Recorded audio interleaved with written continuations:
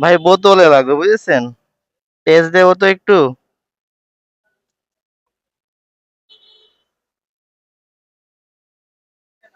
হুম, দেন দেখে যা ধরে দেন। দেন 100 টাকারই দেন তাহলে।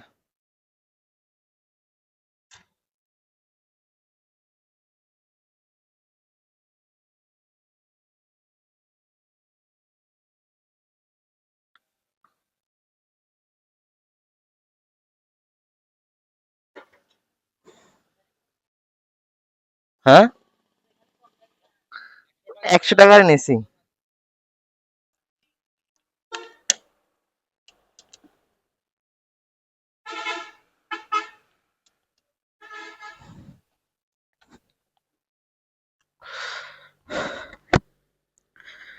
কত মাইলেজ যায় টেস্ট দেওয়ার জন্য তেলটা বোতলে নিলাম।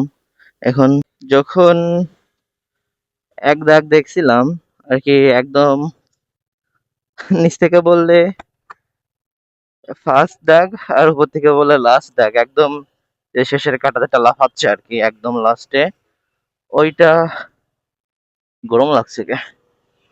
এখন ওইটা যদি ধরা হয় তাইলে ওই ফার্স্ট কাঁটা থেকে আর কি, একদম যে লাস্টের কাঁটাটা আছে যেটা লাফাচ্ছে, এই লাস্টের কাঁটা থেকে যখন যায় একদম আর কি দ্বিতীয়, লাস্টের দিক থেকে দ্বিতীয় কাঁটা থেকে যখন এক বাইক এটা 2030 কিলোমিটার চলছিল, তখন একদম ফার্স্ট কাটায় আস, ঠিক আছে।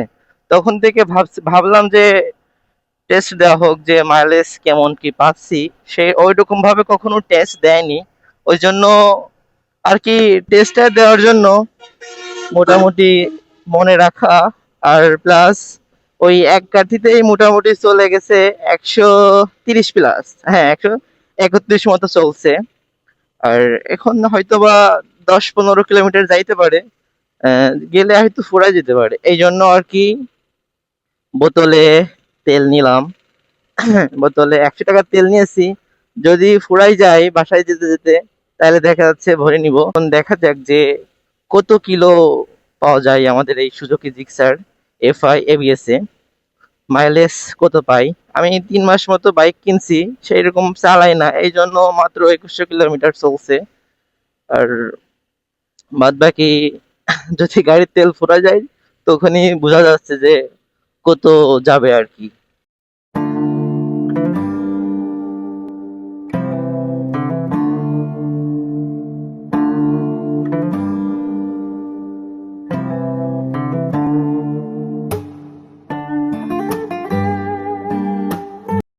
বাসায় আসছিলাম, আসার পরে বাইরে গেছিলাম, তেলটা আমার আর নিতে মনে ছিল না, বাসায় রেখে গেছিলাম।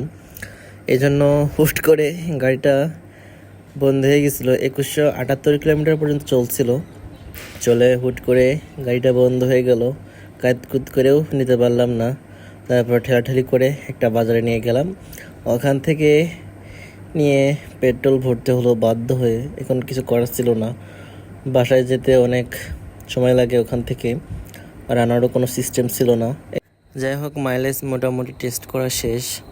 যখন এক কাঠি ছিল একদম শুরু হয় তখন 2030, আর এদিকে তেল শেষ হয়েছে 2178।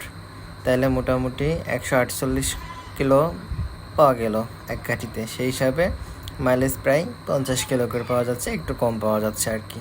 যাক, আলহামদুলিল্লাহ ভালোই মাইলেজ পেলাম। কিন্তু আমি ভিডিওটা নিতে পারি নাই, আমার কাছে হেলমেটও ছিল না, ক্যামেরাটাও নেওয়া হয়েছিল না, ওই জন্য ভিডিওটা আর নিতে পারি নাই যখন তেলটা ফুরাই যায় একদম। আশা করি সকলের কাছে ভিডিওটা ভালো লাগছে। সবাই ভিডিওটাতে একটা লাইক, কমেন্ট এবং একটা করে ফলো দিয়ে যাবেন পেজটাতে।